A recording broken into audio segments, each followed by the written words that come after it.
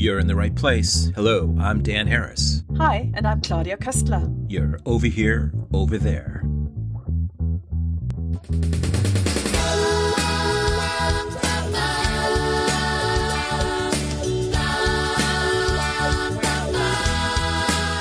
Welcome to Over Here, Over There, a global conversation about how we can learn from each other across borders and divides. I'm your co-host, Dan Harris, and I'm joined by my fellow podcaster, Claudia Köstler, to discuss today's topic, which proved to be one that had staying power during our podcast's hiatus, and that is international education.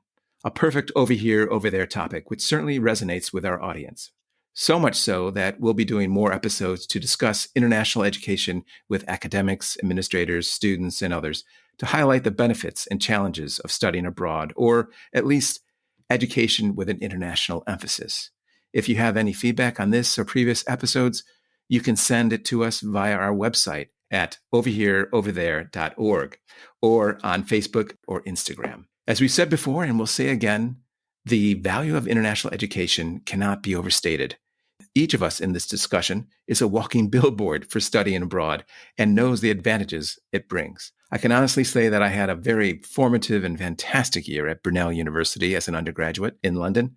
Thereafter, I managed an international education program at State University of New York at Brockport early in my career, and later went on to do graduate work at the London School of Economics and Political Science. I must say I risked boring the socks off of Claudia recently by taking her on a tour of LSE and my old haunts there. So I'm thankful for her patience. Claudia herself has studied overseas as well as in the UK, California, and Iceland, which she may recount during today's episode. Our guest can certainly be considered another billboard for international education. Here to tell us his story and more is Dr. Jonah Otto, who is originally from the state of Indiana in the U.S.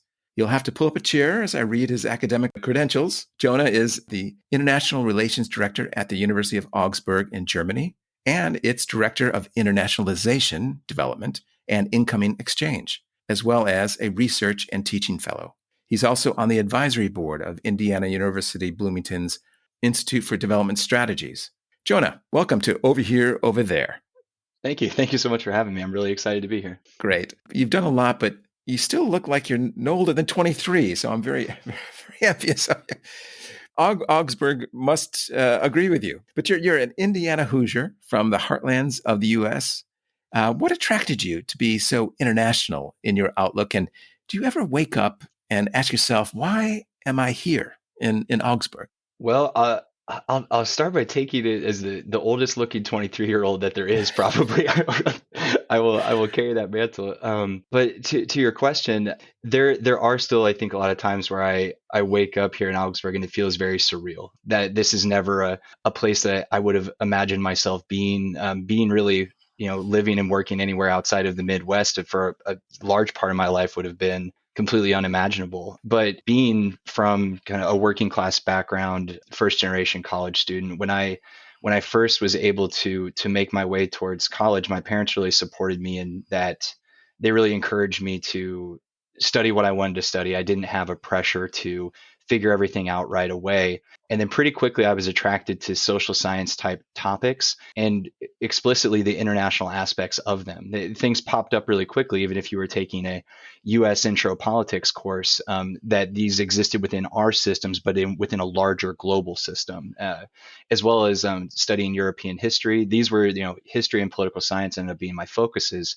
And it was just impossible to ignore the international and global implications of those fields. And that became what I was really fascinated by. And then that ended up spinning later into my interest in those things, into studying abroad myself, a semester in the UK, then not really getting enough of it and going back for a faculty-led program that went to Ghana and West Africa. And then at that point, I had kind of decided that working in international education professionally was something that I really wanted to do and providing transformative experiences for other people. And that's how I made that choice. And then that led to international internships with the State Department in Scotland, in Edinburgh, during a fascinating time during the independence referendum that they had in 2013, or the build up to it. So I was there in 2013. And then to my master's degree, then to working for universities in international relations, and eventually to this placement here where I got to work on my doctorate and to finish my doctoral degree here on international education topics, but also to work as an international education administrator and strategist here. So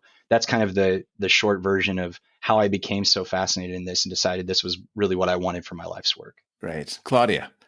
A very warm and heartfelt welcome from my side as well. Jonah, it's great to have you here with us. You do have a key role in international education at the University of Augsburg. You manage study abroad programs as well as incoming international exchange students.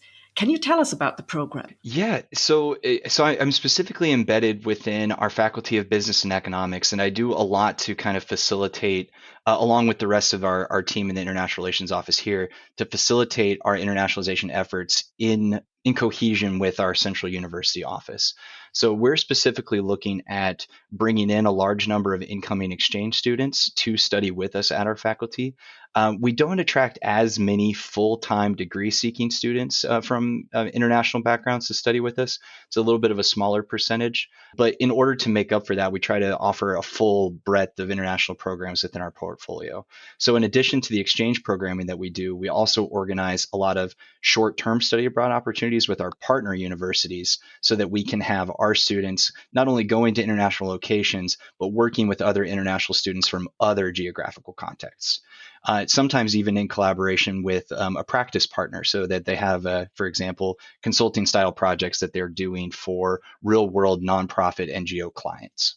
And so these are the types of things that we're really trying to build into our portfolio here so that even if there are students that can't do a full degree abroad or can't do a full semester abroad, that we have some sort of international component that they can bring into their studies so that everybody gets a chance to get a taste. So it sounds like a kind of an eclectic mix of things. So you're broadening out that study abroad experience into other areas as well, which sounds innovative. But your PhD involved the internationalization of education. That is an interesting way of phrasing it, and as far as it really is a broader definition than what we traditionally think of overseas study, like that semester abroad or year abroad. Can you describe the internationalization of education? Because we might be looking at this going forward in other episodes. Sure. To avoid getting too far into the weeds, like as you said, they spent a lot of time developing kind of the conceptualization of that in my doctoral thesis. But broadly speaking, internationalization in the higher education context has evolved over time and in a lot of ways has existed since the beginning of universities. This idea that knowledge is not something that exists statically in one place, but that we learn and we exchange ideas from one another, not just through physical mobility, but also in the way that that knowledge and research can transfer across borders itself. And so in modern times, especially after World War II, this is kind of really proliferated as other things have fallen in the process of globalization. Internationalizing education also became easier and more prolific, I would say. So you really started to see student mobility really increasing dramatically, but as well as all these other ways that people started thinking, how do we use these international components to improve the ways that we teach, to improve the ways that we research, and to improve the ways that we provide service to society? So these broad missions of higher education. And so now internationalization has, it's become this broader initiative that universities take on and try to incorporate into almost every single part of their service delivery in order to improve the essence of what they do. And fundamentally, that's about the student experience, about student learning, and about knowledge production, and how those things contribute to greater societal good. And so student mobility takes a big form of that. Obviously, providing intercultural and international experiences for students is fundamental, and for the faculty that accompany them in some cases. But also in thinking about how can we provide more language programs? How can we provide international components into the courses that we deliver? How can we make our learning experience more diverse? How can we increase our number of international faculty members?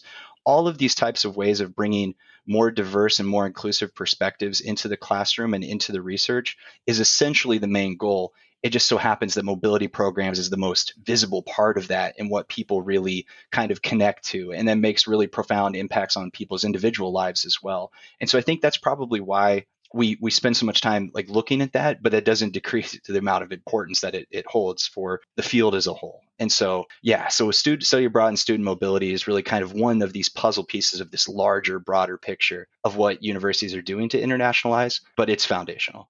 For our listeners out there who are considering international study for the first time, what are the benefits? What would you highlight as a benefit? I mean, I can personally vouch for it that there is academic attainment, language learning, of course, and sometimes even career opportunities. And my network of friends and people I often like to work with are on a global span. So, but I'm sure you can highlight even more than that. There's so many different perspectives to take when you're thinking about how study abroad and education abroad experiences benefit the students that take part in it. So at the very core of it, and it might even sound cliche, but about broadening one's perspectives. And how can I really start to think about these bigger things about who I am, what the world is, how do I fit within it? And study abroad really enables that through the connections and the experiences that you're able to make that are simply not possible if you stay within your own very specific local context. So by going out and doing those types of things, you get a firmer sense of who you are, how you can picture yourself, how others picture you and visualize you, and what the world means in all the possible senses that one could take it. And so in that way, there's a lot of personal development just in one's own self-realization or self-awareness as they go about and move about in our ever increasingly interconnected world. But then, as you also said, there's these other positive, like really tangible skills that you develop by being abroad. So self-reliance, adaptability, being able to be flexible in different situations, the ability to be an attuned listener, to pick up on different cultural nuances and norms that are happening all around you all the time. These are things that are practice skills. This is, some people might have maybe a talent that they take to it quicker, but by exposing yourself to these things, you enable yourself to build upon whatever natural gifts you already have to become a really cultural competent communicator.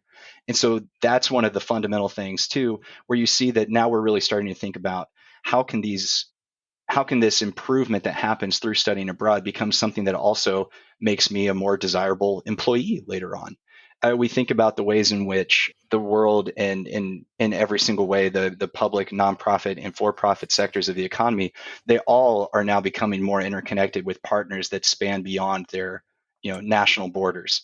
I mean, particularly where I am here in continental Europe, there's no such thing as just strictly a German issue. We're thinking about the broader EU. We're thinking about ways in which we can work together and communicate together.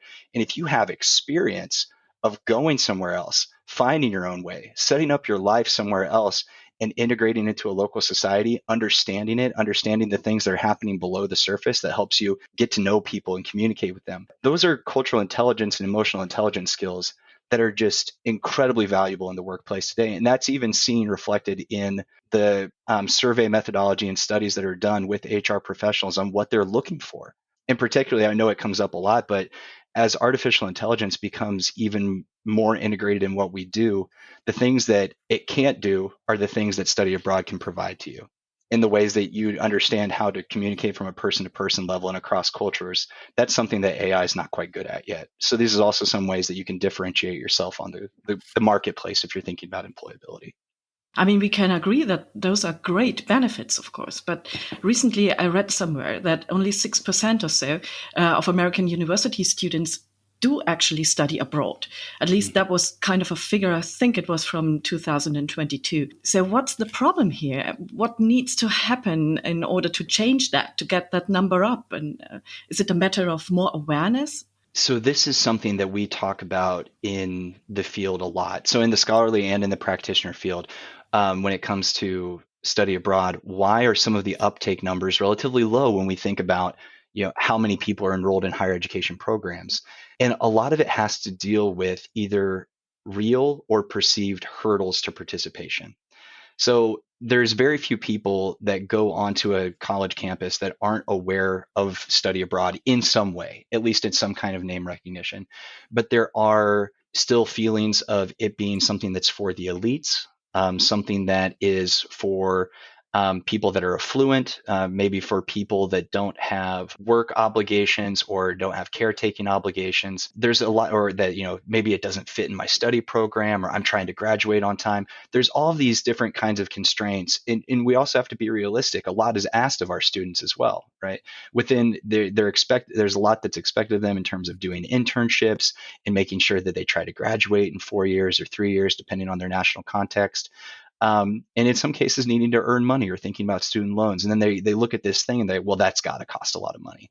Or, oh, that's only for the people that get the top grades, or all these different things. So while there are, yes, yes, you do have to go somewhere else. You do have to be open to that. You do have to take time away from being with perhaps your friends or family to go do something like this. Okay, that's a real barrier. But more and more, we're seeing that universities and higher education systems recognize those challenges and are doing everything that they can to try to encourage this, because they see the value of it, for not only for their individual students, but for their own national interests or international interests as well. So they're trying to provide more funding, to provide more support. And then also universities are investing in more people that work in this area to try to reach out to students, to try to build it into what students do, and in some cases even making it a graduation requirement. So the impetus is there, but it's really about providing resources so that, and as you said, and working with students so that either real or perceived hurdles can be overcome.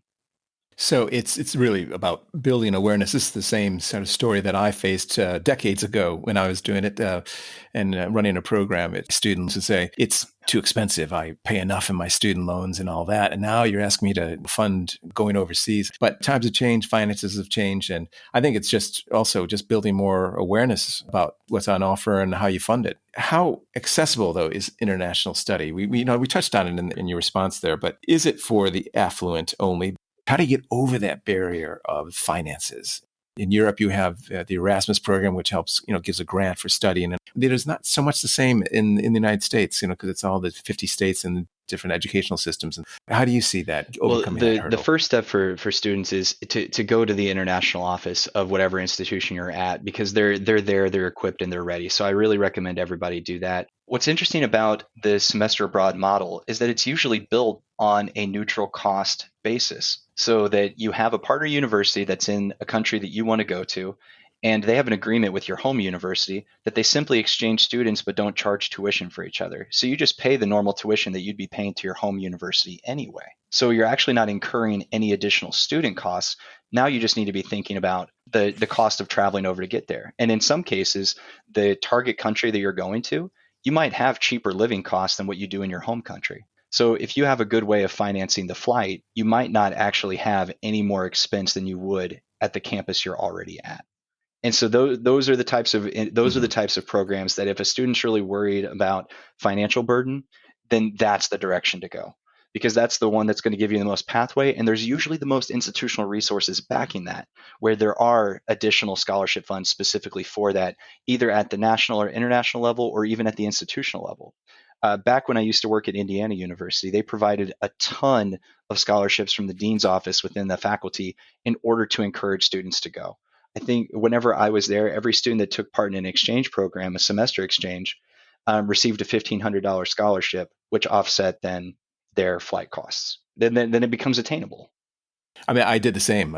This is, again, many moons ago. I just paid my normal tuition. I had to pay for the flight. But then even when I went over to the Brunel University, I actually was treated like a British student and got a grant.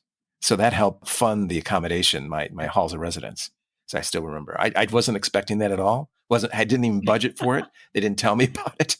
But I picked it up and I didn't ask. I said, thank you very much. But that's actually, it's a good point that you're making there, because most of the students that I've worked with to facilitate these opportunities, they almost always end up being surprised at how many different pockets of funding there actually are to support this, whether it's through a governmental agency, the university or the institution itself, or even private foundations.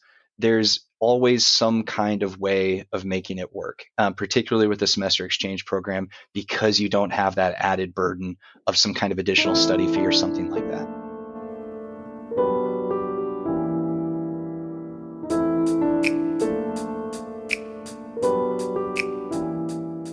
You're listening to Over Here, Over There with Dan Harris and Claudia Kusler, and our guests, Dr. Jonah Otto, International Relations Director at the University of Augsburg in Germany, and we're discussing the benefits of international education. Don't forget to follow us on social media and check out our website at overhereoverthere.org. Now, back to our show. And Jonah, what qualifications are you looking for in a student's application for a study abroad program? Is it the case that you need to be a straight A student in order to make that happen, or to be accepted into such a program? Or what priority do you give to their academic standing versus things like personal statements and extracurricular activities, for example? So the approach that I've always taken is I look at applications holistically. So there are grades do form part of that, and depending on the institution that they're going to, we do have to in some way be careful that we're not putting a student in a position to fail. Like that if they're coming with a rather low track record of grades, that we're not sending them off somewhere where they're going to have the adjustment period of moving to a new country and having academic problems. That's not we don't want to put someone under that type of stressful situation and potential for failure. So there is like some sort of cutoff, but I'd say very rarely are the students 100% straight A students, because ultimately what's important is that they can academically succeed, but also thrive in all the other ways that are important in an international experience. Have they been outgoing with their extracurricular activities? Are they involved and engaged on campus? Have they taken on the initiative and the opportunity to have other types of internships, or in what ways have they been volunteers in their community? And what other ways are they engaged and involved and well-rounded? Because ultimately we're wanting to send someone who is, an ambassador for themselves, for our institution, for that community where that student comes from, because that's, wherever they're going, they might be the only face that person sees from Augsburg or from Germany or whatever place that they're from. And so it's really important for us that we're sending people that are well-rounded and well-equipped to succeed in every area of their international experience, not just in the classroom. But of course, that's also important. And what about the Erasmus program? I mean, for listeners in other parts of the world that don't know about that, this is a scholarship scheme which helps fund study abroad within the EU for, I think, up to a year. In fact, my daughter went on that. What part does Erasmus play in your international programs at the University of Augsburg? Oh, foundational. So in the faculty that I'm in, as well as all of the other faculties across campus, so we're hosting Erasmus students every single year. We're sending Erasmus students out to our partner Erasmus universities every year. So at the institutional level, so centrally, we have a full series of agreements with other universities that are within the European-wide or the European higher education area-wide Erasmus network. So we're sending students and receiving students from all over the EU every single year, every single semester. A good portion of the students that I work with on the incoming exchange side, they are coming through the Erasmus program. We do have a lot of other world regions covered as well, but a significant chunk are coming to us through the Erasmus program. So yeah, it's fundamental to what we do. But international education was no doubt hit hard by the pandemic, but it seems to have bounced back significantly, at least last year or the year 22 and 23, across most countries, as far as I can tell.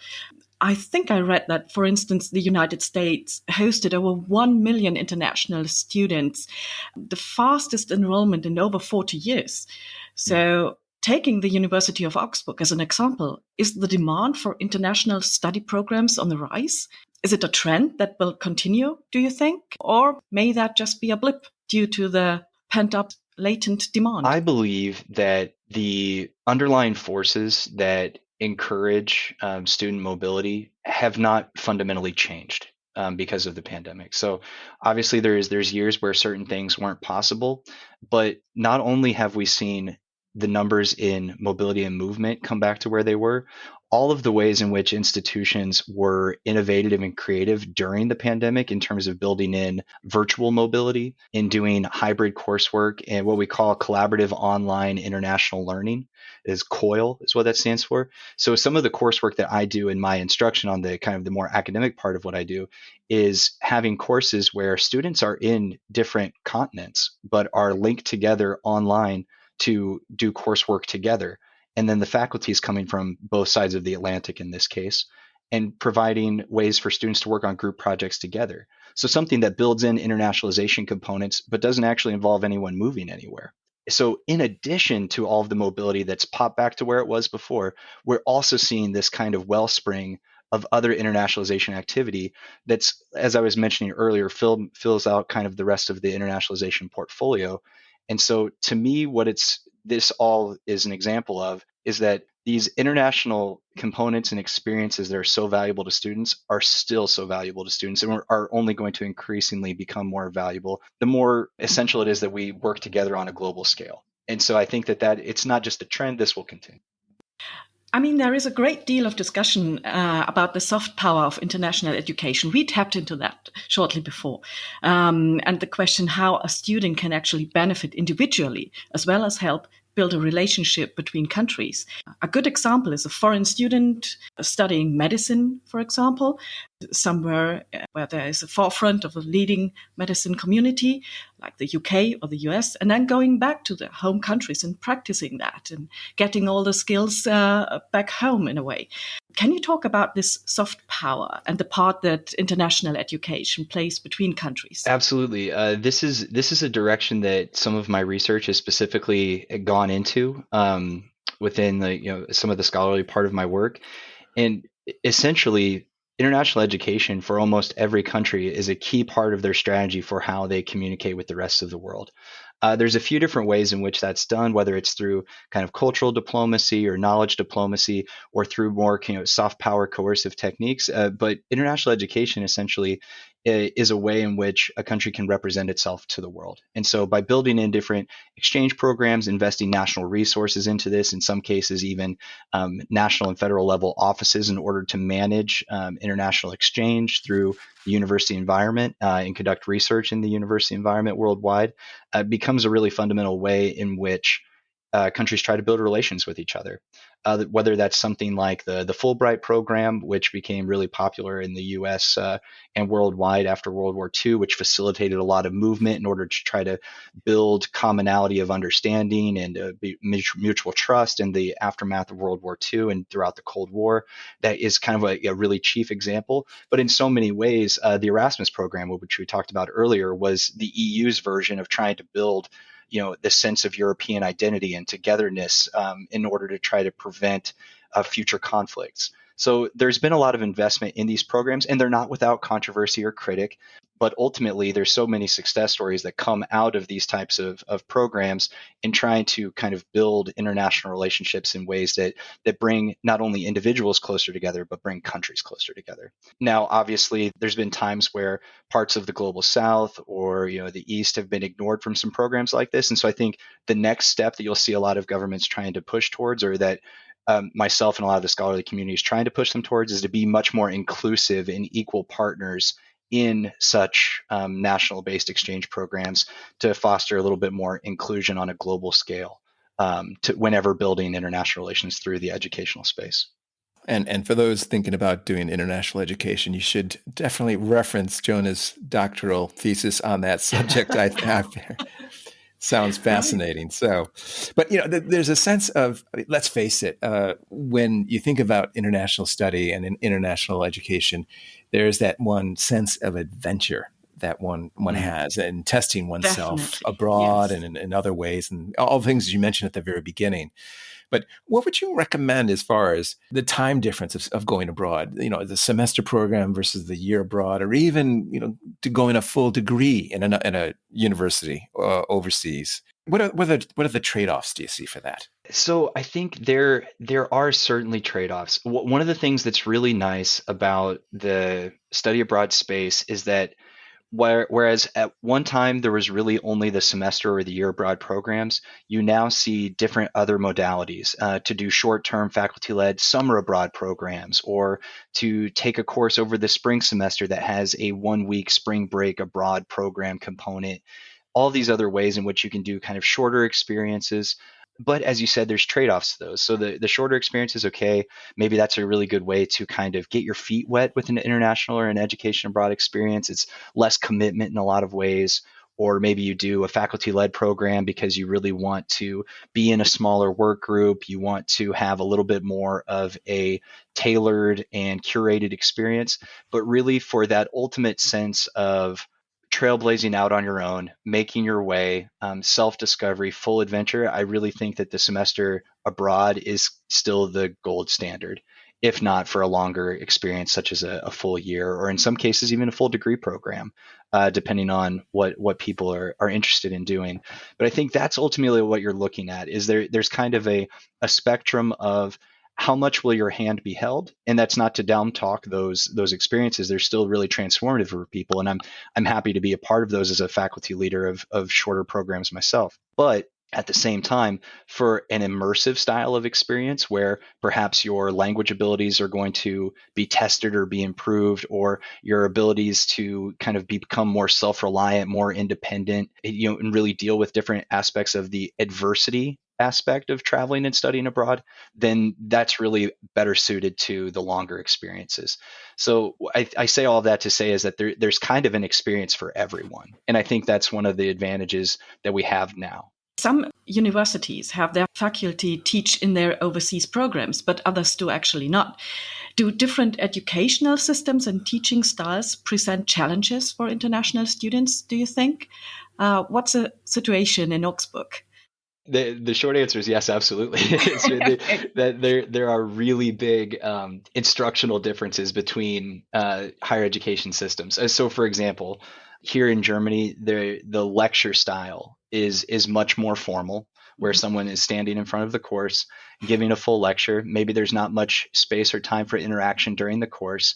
And if you really want to have more of a discussion, then you're coming to office hours, or you're going to go see one of the doctoral students. You're maybe not even going to get too much face time with the professor per se.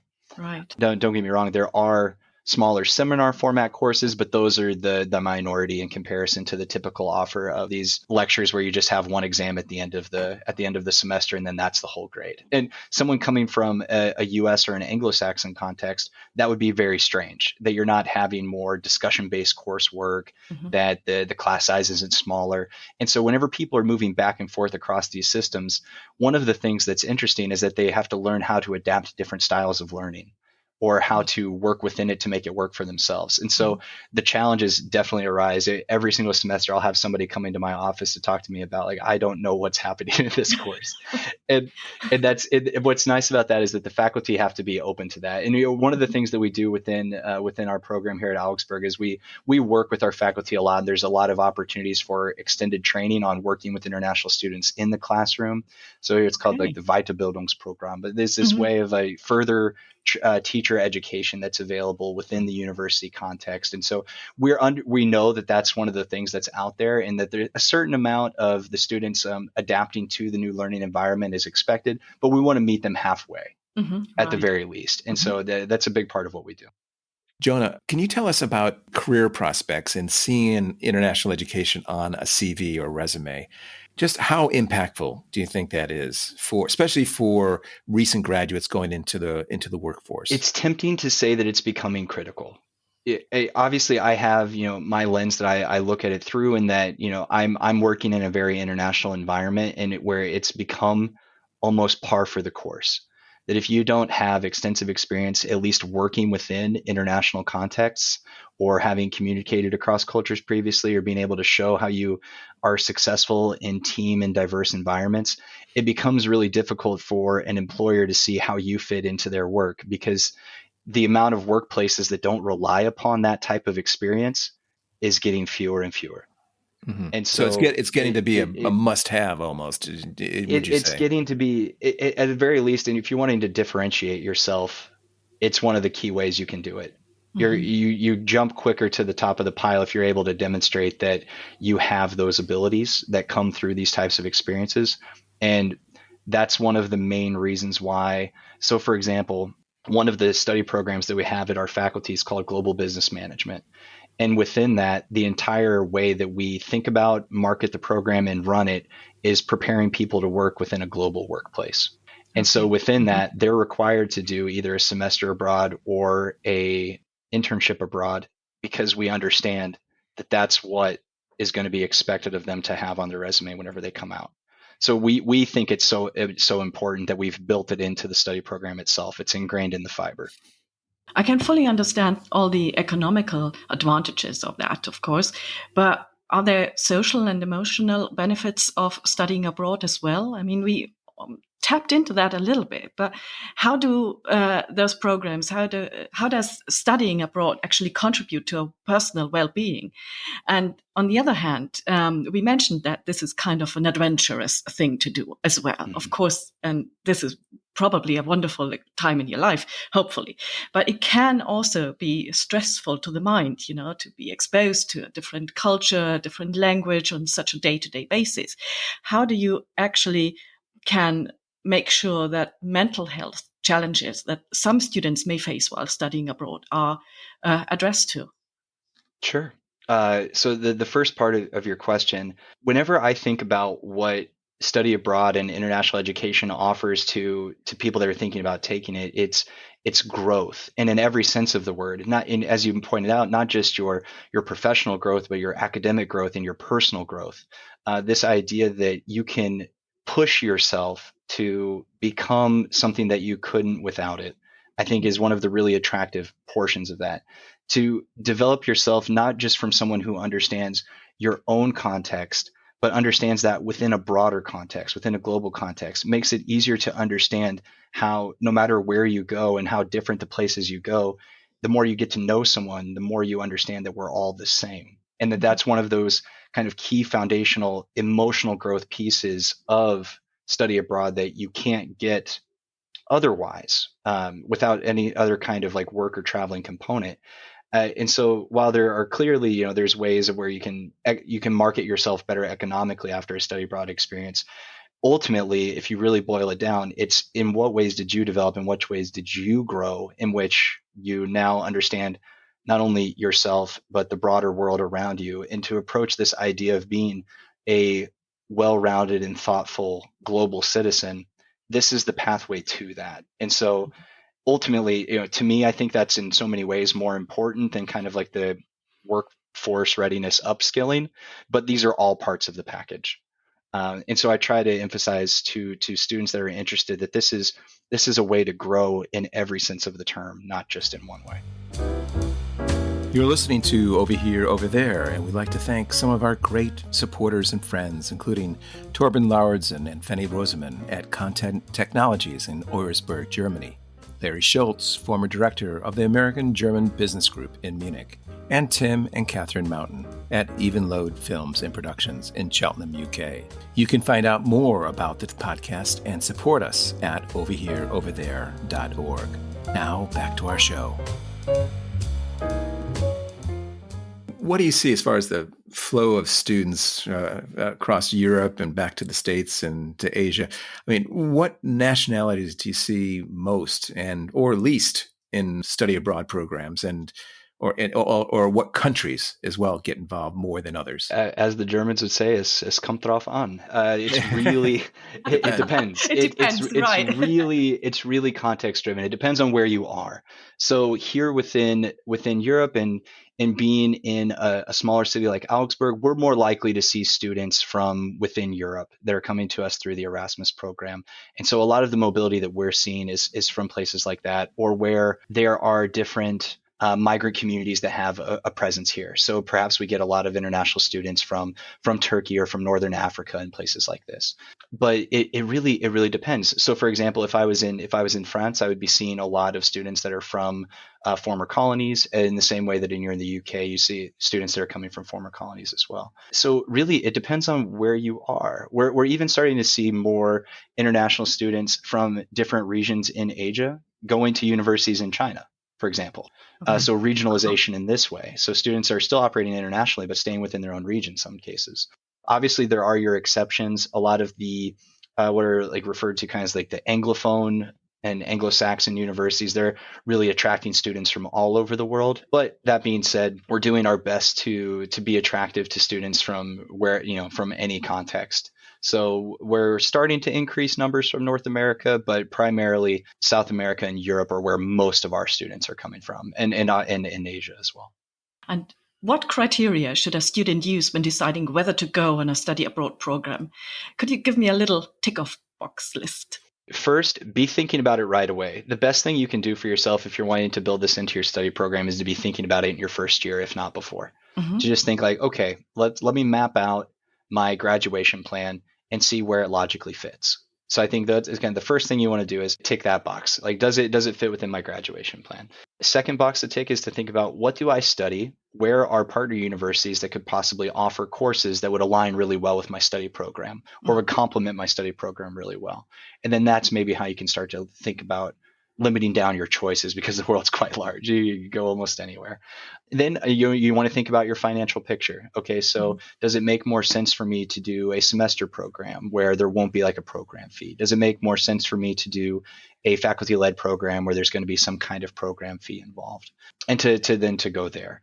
But then ultimately, I think you have to think about the biggest box that you want to take is, do I want to have some kind of global or international component to kind of my life, my relationships, my work? And if that's a box that you tick, I think you really just need to go into your local international office and work with the people there and say, this is important to me. I want to make it work. What do I do? And I think that once you kind of get over that hurdle, then it becomes something that's real and achievable. Right. Jonah, what do you think as far as the future of international education goes, as far as the trends? There's moods across the world for isolationism, like in the States, the right and the left. And, do we expand and our presence in certain countries is politically or economically, or do we pull back? And I mean, that affects international education, doesn't it? So, I mean, what do you see as the trends going forward for international education? Do we see an upward trend of more involvement, especially from the States? And we heard that about that 6% only of U.S. students getting involved, or will we see a growth of international education going forward? So I think your instincts are certainly right. One of the things that I write about is the ways in which kind of these broader global forces, I refer to them in my research as moderating forces, impact the way that international education operates, and where flows of knowledge and physical mobility like push to, or where they go.